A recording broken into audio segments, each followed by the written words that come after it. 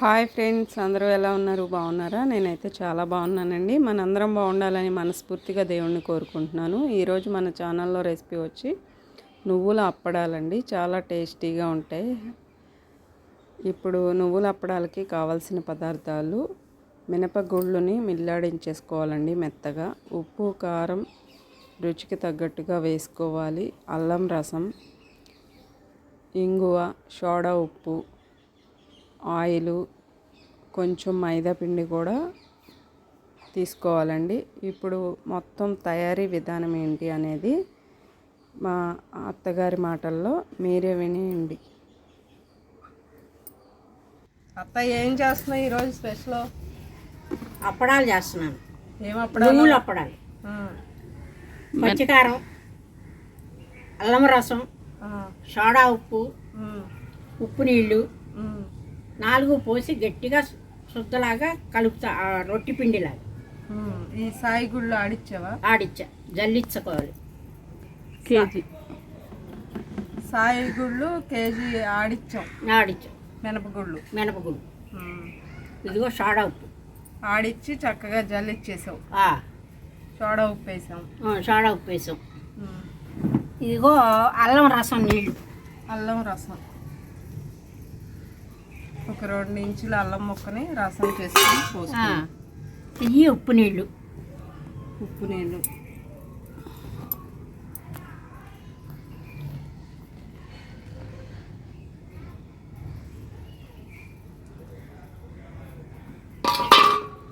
Soda ఉప్పు వేసా, అల్లం రసం వేసా, ఉప్పు నీళ్ళు పోసా. పచ్చికారం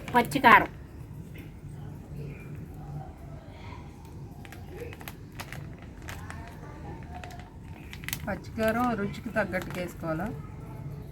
సేరికి పడుతుంది. మనం ఎంత వేసినా కనపడవు, కానీ తర్వాత కారం తింటే మట్టికి చాలా ఘాటుగా ఉంటాయి.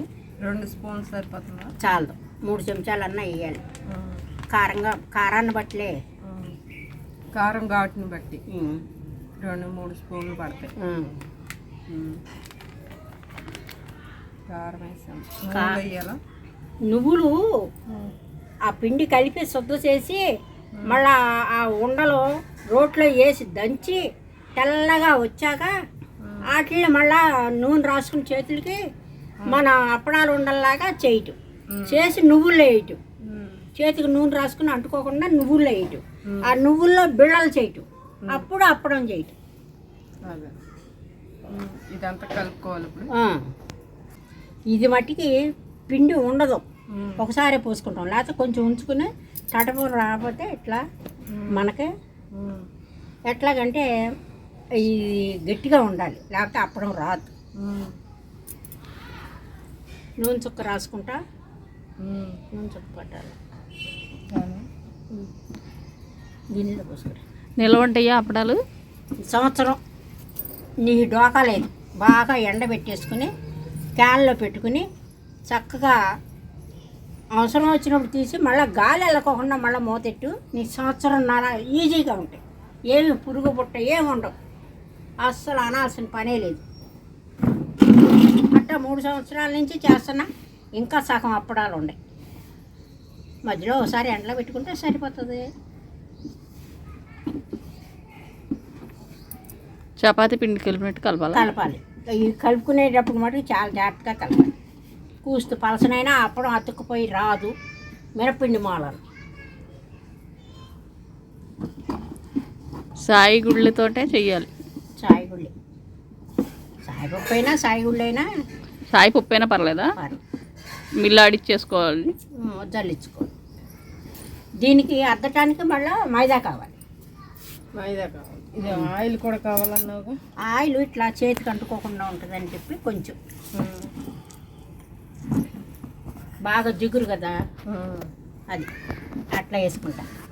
మధ్యలో వేసుకుంటా. అవసరం అంతే. నిజంగా సంవత్సరం నిల్వ ఉంటాయి అవి? అలాగా ఏం డోకా లేదు, పాడవకుండా ఉంటాయా? 1.5 సంవత్సరం ఉంటాయి ఈజీగా.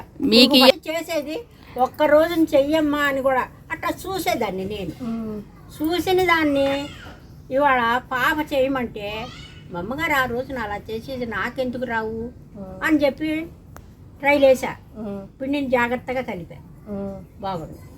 మళ్ళా అట్లా మే నెలలో వచ్చి పాప కిలో పప్పు ఆడించుకొచ్చి చేయించుకుంటుంది.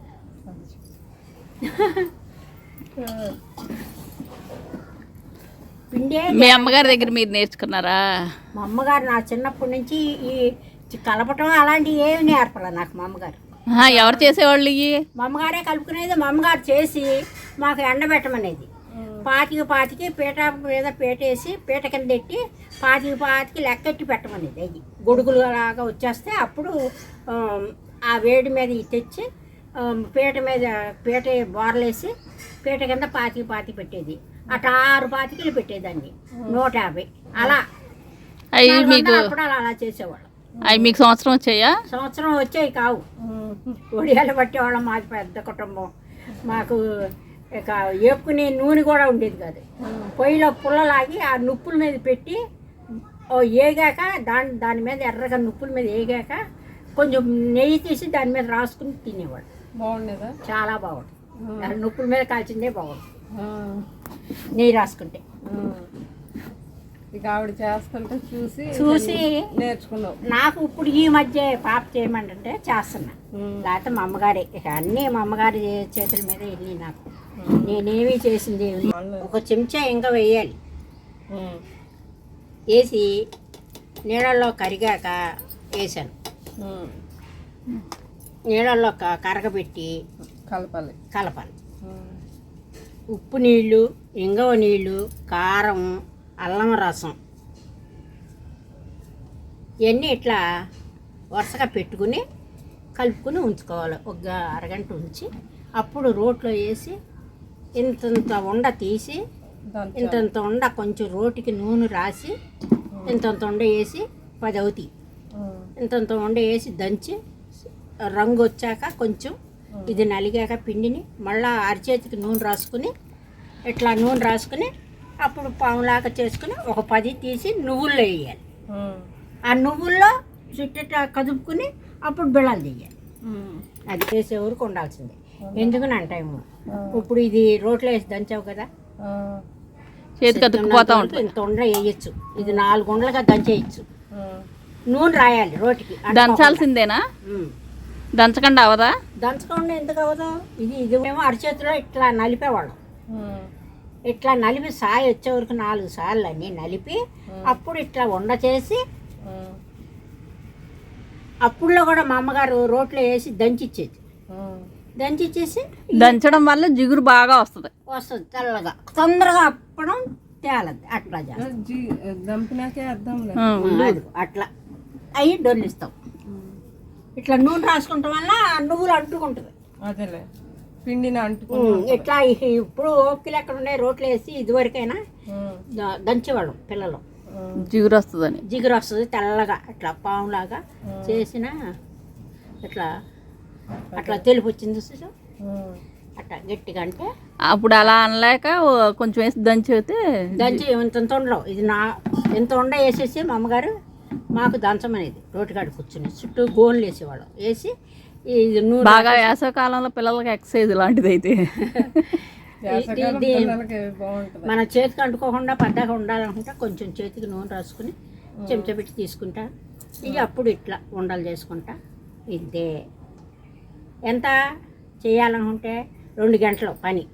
నాకు అన్నీ వచ్చి వడియాలు అప్పడాలే రాదు. అంటే ఇప్పుడు చూడలా, చేసే విధానం కూడా చూడలా ఎప్పుడు, అందుకని రాదు. ఇప్పుడు చూస్తున్నాగా ఈసారి ట్రై చేస్తాను. బాగా కలపాలి ఇప్పుడు పిండిని. మీకు దంచడమేనా? ఇటు ఇచ్చేది దంచేద్దాం రోట్లో వేసి. దంచేయమంటారా? నల్గొండలు చేయి. నానాలా? ఇది వండిది రాకోకుండా ఆరిపోకుండా పైన ఎండిపోద్ది. తడిగొట్ట పాతది తుండు ముక్క కప్పేసి కాటన్ తడిపేసి పిండి దీని మీద వేస్తే ఆరిపోతుంది. తర్వాత ఉండలు చేసుకున్నాం. రోట్లో దంచేటప్పుడు ఉండలు చేసి దాంట్లో వేసాక అప్పుడు అప్పడాలు చేసుకున్నాం. అట్లా ఎంత నూనె రాస్తే అంత నువ్వు అద్దుకుంటుంది. ఈ విధంగా రోటికి బండకి కూడా ఆయిల్ అనేది రాసుకుని కొద్ది కొద్దిగా పిండి వేసుకొని చక్కగా బాగా జిగురు వచ్చేలాగా దంచుకోవాలండి. అప్పుడు అప్పడం బాగా పలుచగా వచ్చి టేస్ట్ అనేది చాలా బాగుంటుంది. మనం ఇలా దంచడంలోనే ఉంటుంది టేస్ట్ అంతా కూడా. ఇన్ని చెప్తున్నావు, ఇంతకీ అత్త ఎవరు అనుకుంటున్నారా? మా అమ్మగారి మేనమామ గారి కూతురండి. మా మేనత్తల్ని పిలిచినట్టుగా అత్త అని పిలుచుకుంటాను. నేను మా మేనత్త వాళ్ళని కూడా అత్త అత్త అని పిలుస్తూ ఉంటాను. అదేవిధంగా ఈవిడిని కూడా పిలుస్తాను. బాగా పలసగా చేయాలి అత్త. అవునమ్మా, ఎంత పలుచగా ఉంటే అంత రుచి అప్పడం బాగుంటుంది. ఉబ్బులు నువ్వులు బాగానే పడినాయి. నువ్వులే రుచి. నువ్వులు తింటే కూడా ఆరోగ్యానికి మంచిదిగా. మనం చిన్నప్పటి నుంచి నూరు అప్పడాలి. అప్పుడు లేడు వచ్చేసింది. పెసరపప్పుకి అలా రావు. పెసరపప్పుకి నువ్వులు అంటించడం అనుకుంటా. అంటించడం ఒకటి విరిగిపోద్ది. పెసరపప్పు అప్పడాలు కూడా చేయొచ్చా? పెసరపప్పులో మినపప్పు వేసి ఆడించాలి కొంచెం. అయినా దాని టేస్ట్ వేది. ఇదే బాగుంటుంది. ఎట్లయితే వాళ్ళ అప్పడాలు చేయడం నేర్పించావు నాకు. అట్లాగే ఒడియాలు అన్ని రకాలు వచ్చు, అప్పడాలు రాదు. వచ్చు ఒడియాలన్నీ. కాకపోతే తాటాకిల్లు మాలన దుమ్ము పడుతుంది అని మంచాలు వేయాలి. చల్లగా ఉంది. తాటాకిల్లు అయితే ఏమైంది, చల్లగా ఉంది. మొత్తానికి అలుపు సలుపు లేకుండా అత్త కోడలమైతే అప్పడాలు చేసేసామండి. మనకి కేజీ పిండికి వచ్చేసి 100 అప్పడాలు అయ్యాయి. మీలో ఎంతమందికి ఈ అప్పడాలు చేయడం వచ్చు, అప్పడాలు అంటే ఇష్టమో కూడా తప్పకుండా కామెంట్ చేయండి. మా వీడియో కనుక మీకు నచ్చినట్టయితే లైక్ చేయండి, షేర్ చేయండి, సబ్స్క్రైబ్ చేసుకోండి. Thank you.